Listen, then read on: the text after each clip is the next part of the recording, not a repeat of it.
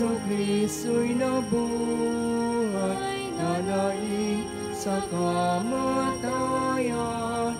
Alleluia, Alleluia.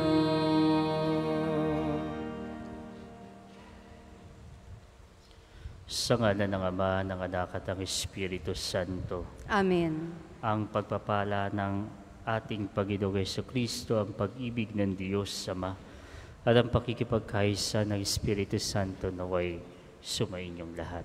At sumainyo rin.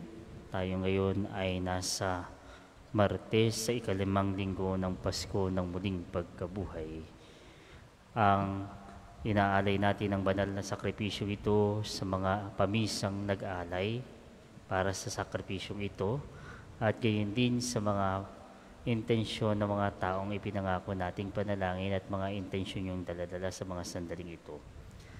Inaalay din natin ito para na tayo pagkalooban ng Diyos na magandang panahon, lalong-lalo na ang ulan na siyang papawi ng init na dulot ng El Niño. Sa katahimikan, ibulong natin sa Diyos ang mga pagsusumamong ito. Mga kapatid, aminin natin ang ating mga kasalanan upang tayo maging marapat na gumanap sa banal na pagdiriwang. Inaamin ko sa makapangyarihang Diyos at sa inyong mga kapatid na lubha ako nagkasala sa isip, sa salita at sa gawa at sa aking pagkukulang. Kaya isinasamo ko sa mahal na Birheng Maria, sa lahat ng mga anghel at mga banal, at sa inyong mga kapatid na ako'y panalangin sa Panginoong ating Diyos. Kaawan tayo ng makapangyarihan Diyos, patawarin tayo sa ating mga kasalanan at patnubayan tayo sa buhay na walang hanggan. Amen. Panginoon, kaawaan mo kami. Panginoon, kaawaan mo kami. Kristo, kaawaan mo kami. Kristo, kaawaan mo kami. Panginoon, kaawaan mo kami. Panginoon, kaawaan mo kami.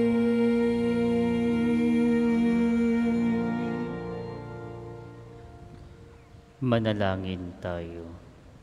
Ama naming makapangyarihan, sa pagkabuhay ng iyong minamahal na anak, kami ay binibigyan mo ng buhay na walang wakas.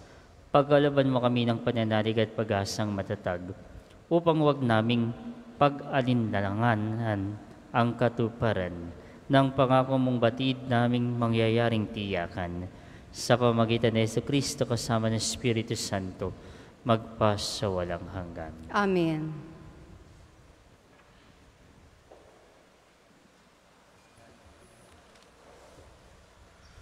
Pagbasa mula sa mga gawa ng mga apostol.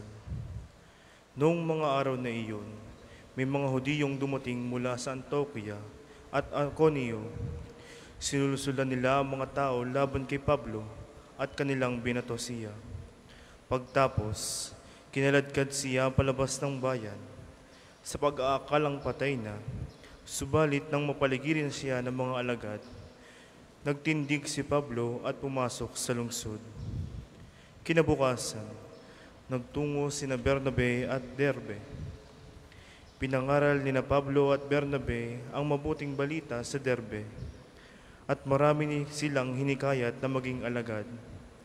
Pagkatapos, nagbalik sila sa Listra, sa Anonico at sa Antioquia ng Pisidia. Pinatatag nila ang kalooban ng mga alagad at pinagpayuhan na manatiling tapat sa pananampalataya. Magdaranas muna tayo ng maraming kapaghihatian bago makapasok sa kaharian ng Diyos. Turo nila sa kanila. Sa bawat simbahan, humirang sila ng matatandang mamamahala at matapos manalangin at mag-aayuno. Ang mga ito'y itinagubilin nila sa Panginoon na kanilang pinananalingan. Tinahak nila ang Pisidia at nakarating sa Panlifia. Ipinangaral nila sa Perga ang salita ng Diyos at pagkatapos ay bumaba sila sa Atalia.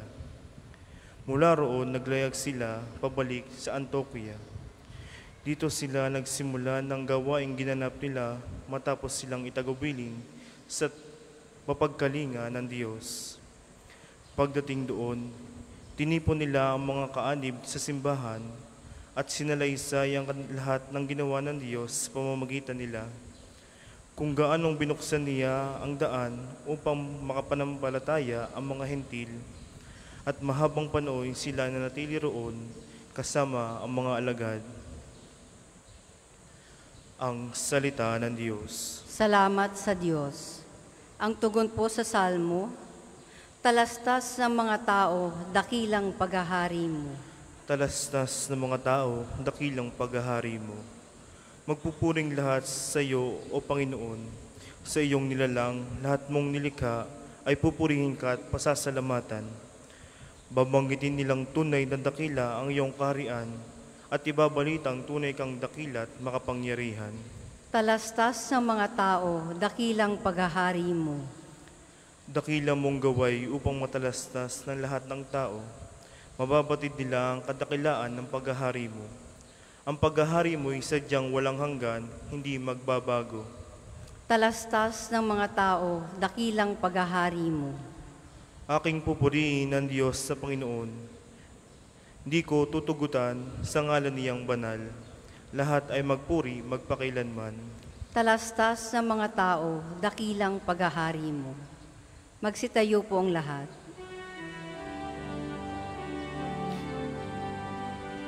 Alleluia, alleluia, alleluia, alleluia, alleluia, alleluia, alleluia, alleluia. Si Kristo'y lang magtiis, ng tagumpay ay makamit, at sumatin ng langit. Alleluia, alleluia, alleluia, alleluia, alleluia, alleluia, alleluia, alleluia, alleluia. Sumainyo ang Panginoon. At sumainyo rin. Ang mabuting balita ng Panginoon ayon kay San Juan. Papuri sa iyo, Panginoon. Noong panahong iyon, sinabi ni Jesus sa kanyang mga alagad, "Kapayapaan ang iniiwan ko sa inyo, ang aking kapayapaan ang binibigay ko sa inyo. Hindi ito't katulad ng ibinibigay ng sanlibutan. Huwag kayong mabalisa, huwag kayong matakot. Sinasabi ko na sa inyo, ako'y aalis ngunit babalik ako. Kung iniibig ninyo ako, ikagagalak ninyo ang pagpunta ko sa Ama, sapagkat dakila ang Ama kaysa sa akin. Sinasabi ko na ito sa inyo bago pa man mangyari upang kung mangyari na, kayo'y manalig sa akin. Hindi na ako pagkahahaba ng pagsasalita sa inyo, sapagkat dumarating na ang pinuno ng sanlibutan ito. Wala siyang kapangyarihan sa akin. Subalit dapat makilala ng sanlibutan na iniibig ko ang Ama at ang ginagawa ko'y ang inuutos niya sa akin." Mga kapatid, ang mabuting balita ng Panginoon. Pinupuri ka namin, Panginoong Hesukristo. Magandang tanghali po sa inyong lahat. Magandang tanghali po, Father. Ngayon po tayo nasa Martes sa ikalimang linggo ng Pasko ng Muling Pagkabuhay. Ang Ebanghelyo ay nagbabadya na si Jesus ay lilisan.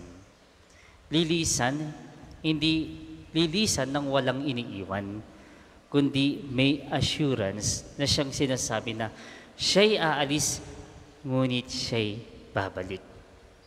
Ang ilan sa atin sa ating buhay, minsan umaalis na lamang, wala tayong iniiwan. Kundi ang iniiwan natin minsan, pag tayo aalis, sama ng loob, bitterness. Ngunit si Jesus sa likod man ng kanyang pagpapakasakit na tinanggap, sa kanyang pag-alis at pagbalik, pag-akyat sa kalangitan, siya'y nag-iiwan ng kapayapaan. Ang kapayapaan na hindi kayang tumbasan ng sanlibutan, ang makalangit na kapayapaan. Ano po ba ang makalangit na kapayapaan na iniiwan ni Jesus sa bawat isa sa atin? Not only external peace, but inner peace and inner joy that only comes from God. Na hindi nagmumula sa mundo, kundi nagmumula sa Diyos.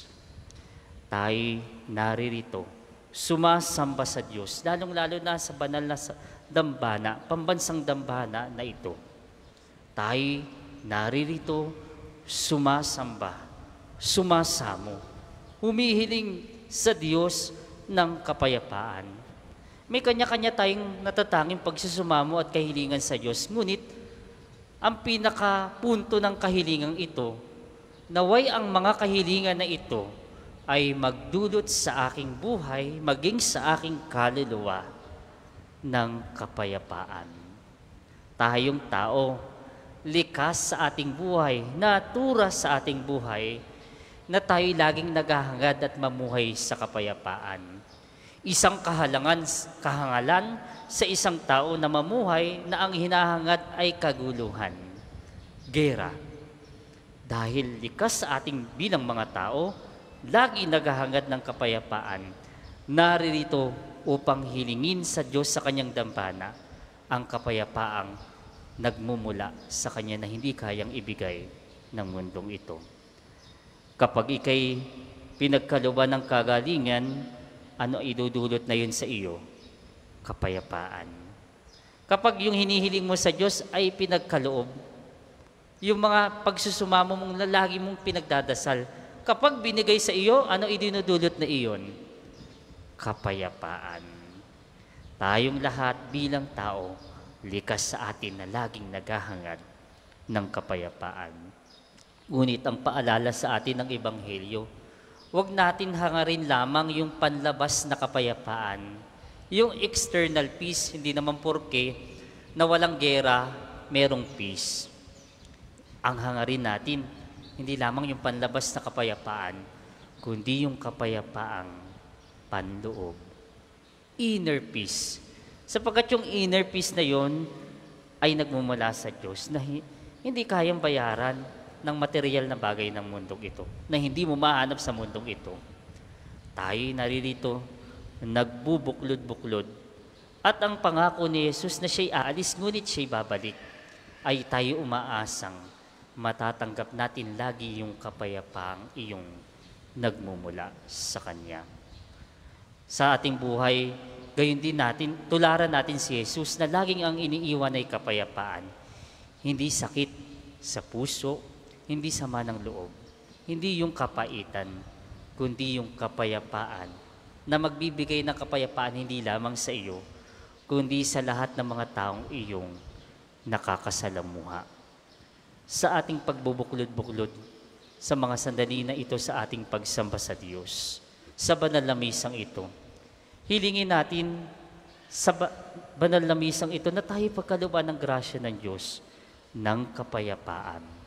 Sapagkat ang kapayapaang ito ay laging tumutulong sa atin na makita ang mukha ng Diyos sa bawat sandali ng ating buhay.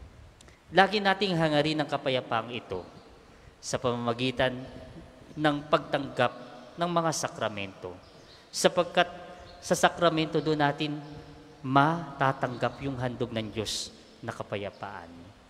Sa tuwing tayo nagsisisi sa ating kasalanan, sa tuwing tayo nagkukumpisal, ano ang tinatanggap natin doon? Kapayapaan ng Diyos dahil sa kanyang kapatawaran. Sa tuwing tayo nakikinig ng kanyang mga salita, sa tuwing tayo dumadalo sa banal na pagsamba ng misa, sa pag-aalay ng kanyang katawan at dugo at tinatanggap natin ang katawan niya sa banal na misa, ano ang idinudulot na iyan? Kapayapaan sa ating kaluluwa. Kapayapaan na hindi kayang ibigay ng mundong ito. Ito po yung binabanggit ni Jesus, na siya'y aalis ngunit siya'y babalik sa katauhan ng mga sakramento, sa katauhan ng banal na misa. Umalis man siya, ngunit nanatili. Tanda at pagpamamalas ng kanyang pag-ibig sa sangkatauhan. Lagi po natin hangarin ang kapayapaan na ito. Pag sumikapan po nating makipagtagpo kay Jesus sa pamamagitan ng mga sakramento at pagsimba. Nang sa gayon, ang buhay natin ay mabuhay sa kapayapaan ng Diyos. Hindi sa kapayapaan ng mundong na ito. Ang hinahandog ng mundong ito, kundi ang kapayapaang makalangit na kay Kristo lamang matatagpuan. Amen.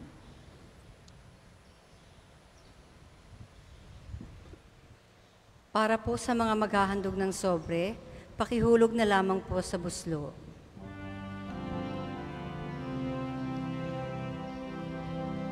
Ang lupa'y nayanig, ito din ay tumahimik, na ang umay tumingling bilang hukom natin.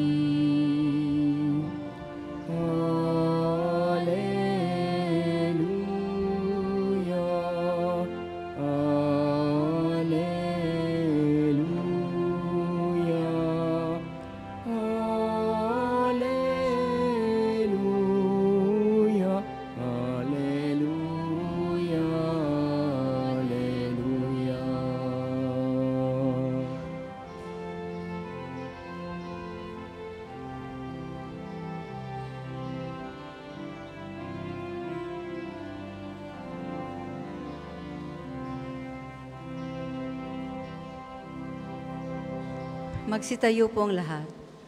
Manalangin kayo mga kapatid upang ang paghahain natin ay kalugdan ng Diyos amang makapangyarihan.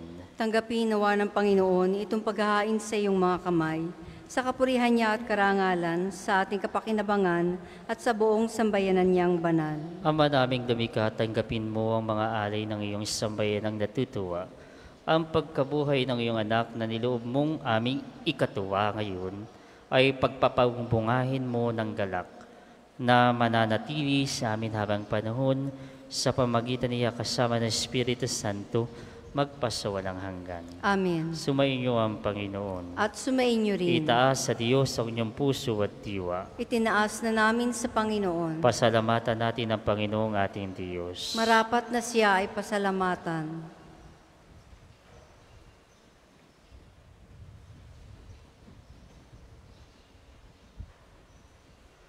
Ama naming makapangyarihan, tunay ngang marapat ikaw ay aming pasalamatan. Ngayon ipinagdiriwang ang paghahain ng Mesiyas ng maamong tupa na tumubos sa aming lahat. Ang katawan ng anak mong sa krus na bayubay ay handog ng pag-ibig na walang kapantay. Ito ang paghahaing ganap mong kinalugdan, ito ang ninunggati ng dating pag-aalay. Ang buong sarili ng anak mong si Jesus ay inihain sa iyo upang kami matubos. Siya ang dambana at paring naghahandog. Siya pa rin ang tupang handog na ibinukod. Kaya kaisa na mga anghel na nagsisiyawit ng papuri sa iyo nang walang humpay sa kalangitan, kami nagbubuni sa iyong kadakilaan.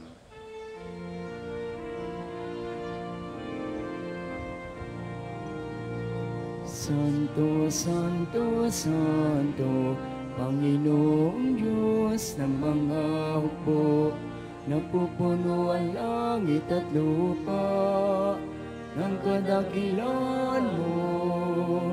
Hosana, Hosana sa kaitaasan. pinagpalang na paririto sa ngalan ng Panginoon. Hosana, Hosana sa kaitaasan.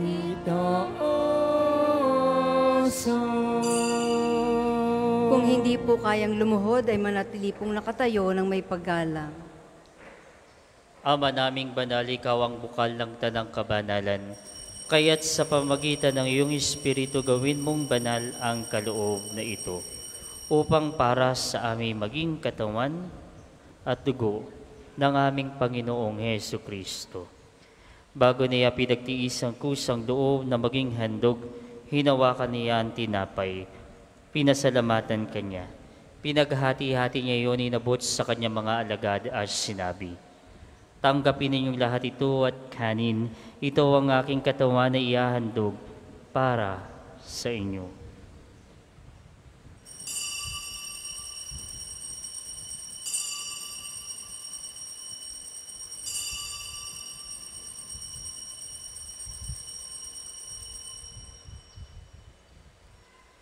Gayon din naman nung matapos ang hapunan, hinawakan niya ang kalis, muli kanyang pinasalamatan.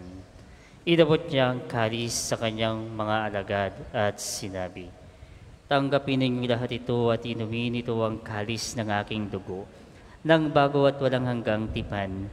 Ang aking dugo na ibubuhos para sa inyo at para sa lahat sa ikapagpapatawad ng mga kasalanan. Gawin niyo ito sa pag-alaala sa akin."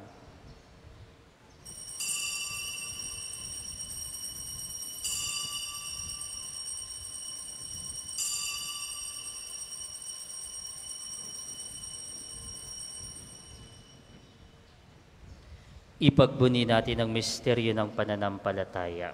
Si Kristo'y namatay, si Kristo'y nabuhay, si Kristo'y babalik sa wakas ng panahon. Ama, ginagawa namin ngayon ang pag-alaala sa pagkamatay at muling pagkabuhay ng iyong anak. Kaya tinaalay namin sa iyo ang tinapay na nagbibigay buhay at ang kalis na nagkakaloob ng kaligtasan. Kami nagpapasalamat dahil kami iyong minarapat at tumayo sa harap mo para maglingkod sa iyo. Isinasamo namin kami magsalos-salos sa katawan at dugo ni Kristo ay mabuklod sa pagkakaisa sa pamamagitan ng Espiritu Santo. Ama, lingapin mo ang iyong simbahang laganap sa buong daigdig. Puspusin mo kami sa pag-ibig kay San Francisco naming Santo Papa at ni Gilbert na aming Arsobispo at ng Tanang Kaparian. Alalahanin mo rin ang mga kapatid naming nahimlay na may pag-asang sili muling mabubuhay, gayon din ang lahat ng mga pumanaw. Kawan mo sila at patuloyin sa iyong kaliwanagan. Kawan mo pangindapating kaming lahat na makasay sa iyong buhay na walang wakas. Kaisa ng mahal na Birheng Maria na Ina ng Diyos, si San Jose ang kanyang kalinis-linisang esposo, kaisa ng mga apostol, at si Santo Padre Pio ng Pietrelcina, aming patron, Santo Pio Ikalima, at ng lahat ng mga banal na namuhay dito sa daigdig ng kahalugod-lugod sa iyo. Maipagdiwang nawa namin ang pagpupuri sa ikararangal mo sa pamamagitan ng iyong anak na aming Panginoong Hesu Kristo. Sa pamamagitan ni Kristo, kasama niya at sa Kanya, ang lahat ng parangal at papuri ay sa iyo, Diyos Amang makapangyarihan, kasama ng Espiritu Santo, magpasawalang hanggan. Amen, amen, amen. Amen. Amen, amen, amen. Amen. Sa tagubili na nakakagaling na utos sa turo ni Jesus na Panginoon natin at Diyos, ipahayag natin ng lakas loob. Ama namin, nasa langit ka, sambahin ang ngalan mo. Mapasa amin ang kaharian mo, sundin ang loob mo dito sa lupa para nang sa langit. Bigyan mo kami ngayon ng aming kakanin sa araw-araw, at patawarin mo kami sa aming mga sala, para ng pagpapatawad namin sa nagkakasala sa amin. At huwag mo kami ipahintulot sa tukso, at iadya mo kami sa lahat ng masama. Hinihiling namin kami yadiyas sa lahat ng masama, pagkalooban ng kapayapaan araw-araw, iligtas sa kasalanan at ilayo sa lahat ng kapahamakan. Samantalang aming pinananabikan ng dakilang araw ng pagpapahayag ng tagapagligtas naming si Jesucristo. Sapagkat iyo ang kaharian at ang kapangyarihan at ang kapurihan magpakailanman. Amen.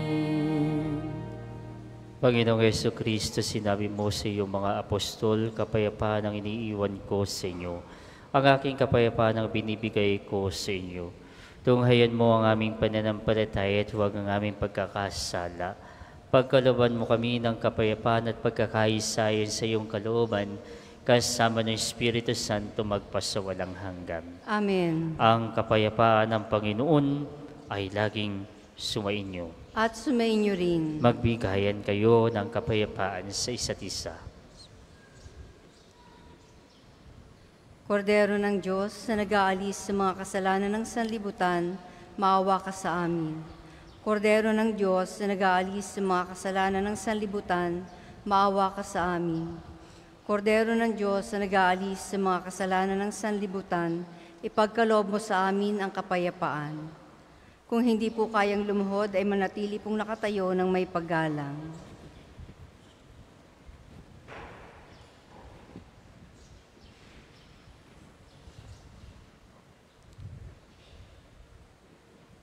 Naririto si Kristo, ang tinapay ng buhay.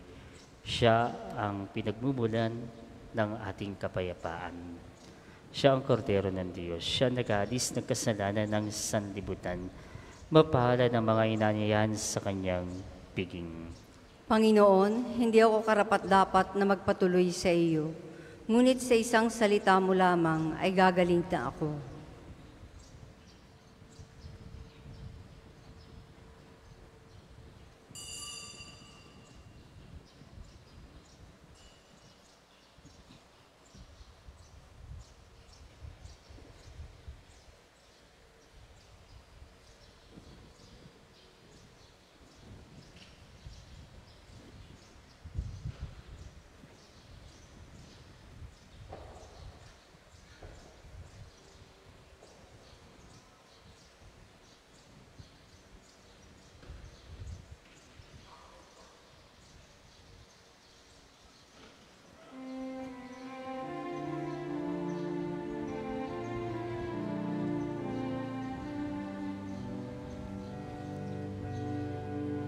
O Diyos,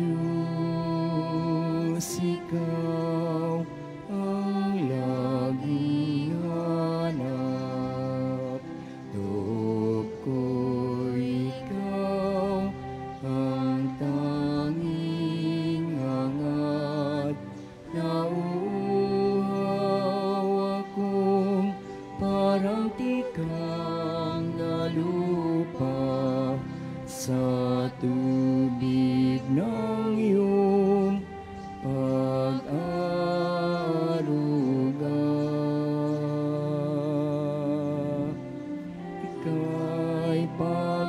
masdan sa dakong banal. Nang makita ko ang iyong pagkarangal, dadalangin ako, nakataas sa aking kamay, magagalak na awit, ng papuring ialay, ngunit ako'y ikaw habang nahimlay, pagkat ang tulong mo sa tuwina'y taglay, sa lilim ng iyong mga pagpag. Umawit akong buong galak.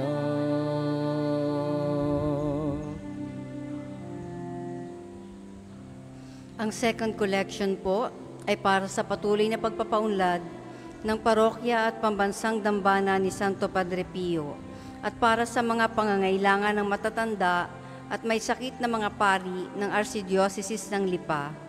Salamat po sa inyong handog.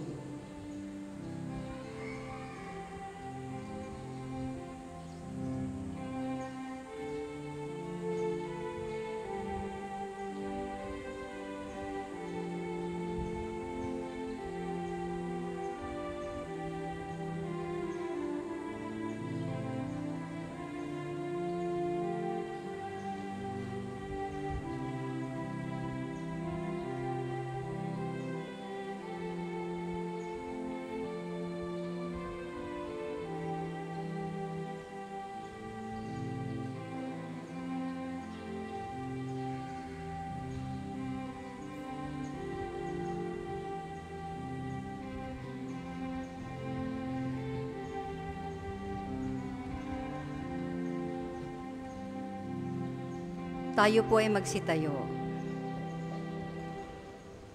Manalangin tayo. Ama naming mapagmahal, tunghayan mo at lingapin ang iyong sambayanan na minarapat mong makinabang sa paging pangmagpakailanman. Ipagkaloob mong kami mawalhating makarating sa pagkabuhay na magtatampok sa amin sa iyong piling sa pamagitan ni Jesucristo, kasama ng Espiritu Santo magpasawalang hanggan. Amen. Panalangin ng pagtitiwala kay Santo Padre Pio. Padre Pio, taga Petrelcina, mongheng banal, pintakasing santo ng milenyong kasalukuyan, gabay namin sa pagtahak sa landasing makalangit, takbuhan sa pangangailangan, huwaran ng pagtitiis. Sa iyo namin inilalapit aming mga kagipitan, sa iyo po binibilin kalusugan at kabuhayan.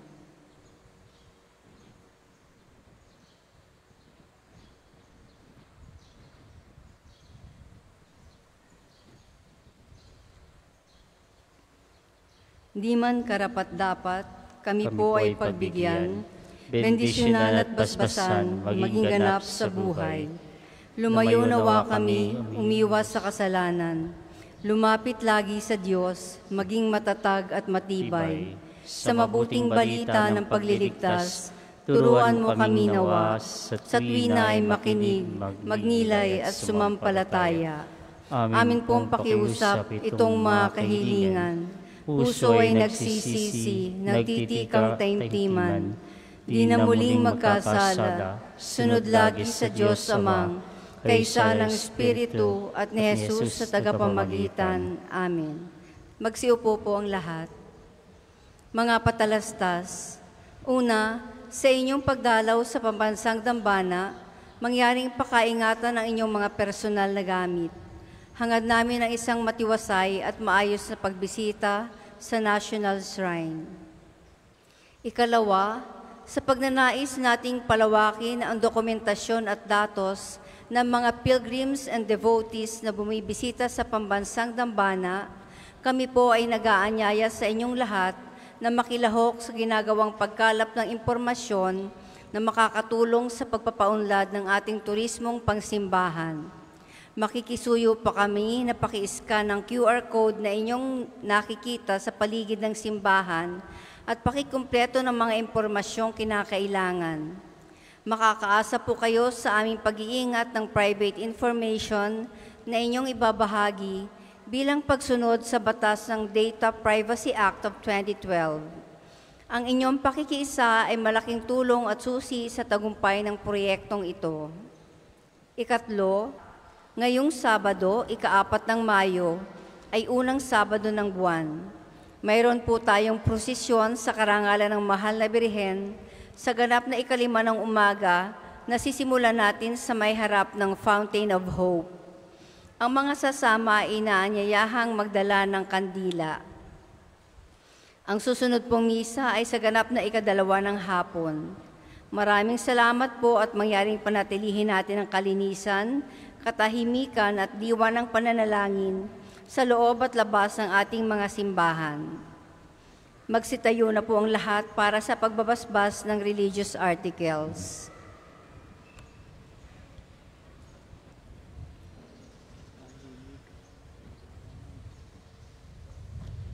Mga kapatid, manalangin tayo sa Diyos sa mga makapangyarihan upang tayo ay maging kawagis ni Kristo sa taimtim na pagdalangin sa tulong ng mga larawan at mga dasalan. O Panginoon Diyos, Ikaw ang bukal ng lahat ng pagpapala at biyaya.